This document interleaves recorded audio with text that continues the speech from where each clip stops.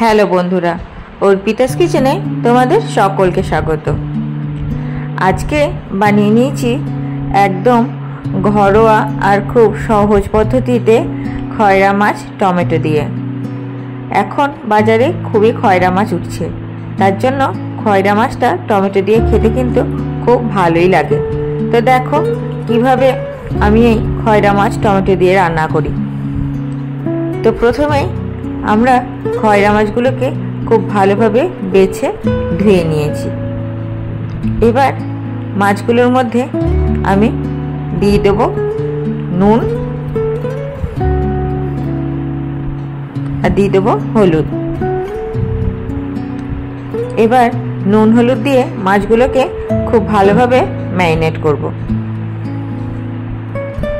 খুব ভালোভাবে মাছগুলোকে মাখাতে হবে, দিয়ে ম্যারিনেট করে রাখতে হবে।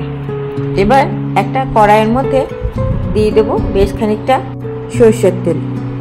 এবার সরষের তেলটা ভালোভাবে গরম হয়ে গেলে আমি একে একে মাছগুলোকে ভেজে নেব। মাছগুলো কিন্তু আমি একসঙ্গে সব ভাজবো না, অল্প অল্প করে কয়েকটা ব্যাচে ভাজবো। এক পিসটা ভাজা হয়ে গেলে মাছগুলোকে আর এক পিসটা আলতো হাতে উল্টে দিতে হবে, কারণ মাছগুলো খুব নরম। দেখো আমাদের মাছগুলো প্রায় লাল লাল করে দু পিসটায় ভাজা হয়ে গেছে। এরকম ভাবে আমি সব মাছগুলো ভেজে তুলে রাখবো। মাছগুলো ভাজার সময় খুব সাবধানে মাছগুলো ভাজতে হবে, কারণ এই মাছগুলো না খুব নরম হয়। দেখো আমাদের প্রায় সমস্ত মাছই ভাজা হয়ে গেছে। এবার ওই মাছ ভাজার তেলে দিয়ে দেবো কিছুটা পরিমাণ কালো জিরা আর দুটো কাঁচা লঙ্কা চিড়ে রাখা, ফোড়ন করে নেব। এবার ফোড়নটা হয়ে গেলে দিয়ে দেবো আমি এখানে 2 চামচের মতন গ্রেট করে রাখা পেঁয়াজ। এবার পেঁয়াজটাকে খুব ভালোভাবে আমরা ভাজা ভাজা করব। পেঁয়াজটা ভালোভাবে কষানো হয়ে গেলে এবার ওর মধ্যে দিয়ে দেবো দুটো বড় সাইজের ছোট ছোট করে টুকরো করে রাখা টমেটো। যেহেতু এটা টমেটো মাছ, সেই জন্য টমেটোর পরিমাণটা একটু বেশি লাগবে, আর রান্নাটাও একটু টক টক খেতে হবে। এবার টমেটোটাকে খুব ভালোভাবে ভাজবো। টমেটোটা খুব ভালোভাবে ভাজা হয়ে গেলে ওর মধ্যে দিয়ে দেবো স্বাদ মতন লবণ আর দিয়ে দেবো পরিমাণ মতন হলুদ। হলুদ আর লবণটা দিয়ে টমেটোর সঙ্গে খুব ভালোভাবে মিশিয়ে নেব, যতক্ষণ না পর্যন্ত টমেটোটা গলে যায় ততক্ষণ পর্যন্ত আমাদের টমেটোটাকে খুব ভালোভাবে নাড়াচাড়া করতে হবে।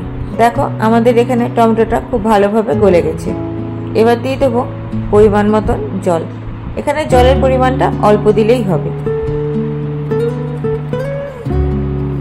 এবার জলটা দিয়ে মশলাটার সঙ্গে খুব ভালোভাবে মিশিয়ে দেবো।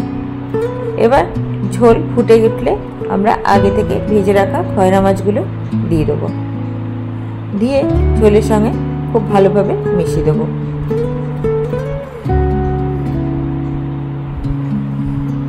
এবার ঝোল ফুটে উঠলেই আর গ্রেভির পরিমাণটা ঠিকঠাক মনে হলেই রেডি হয়ে গেল আমাদের টমেটো দিয়ে খয়রা মাছ। তাহলে দেখলে তো কত সহজেই এই খয়রা মাছ আমি টমেটো দিয়ে রান্না করে ফেলেছি। দেখতেও যেমন সুন্দর, খেতেও কিন্তু অসাধারণ লাগে। তাহলে আমার এই রান্নাটা যদি তোমাদের ভালো লেগে থাকে তাহলে প্লিজ লাইক, শেয়ার, সাবস্ক্রাইব করে আমার পাশে থেকো। Thank you.